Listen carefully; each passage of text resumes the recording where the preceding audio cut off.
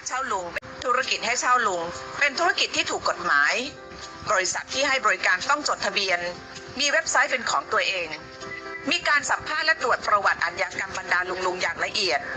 ลุงที่ให้เช่ามักมีอายุ40 ปีขึ้นไป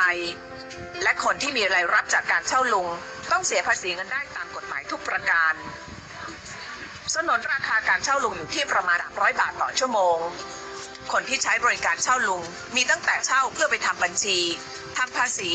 ทำความสะอาดบ้านไปจนถึงเช่าเป็นเพื่อนคุยแก้เหงาหรือปรึกษาปัญหาชีวิต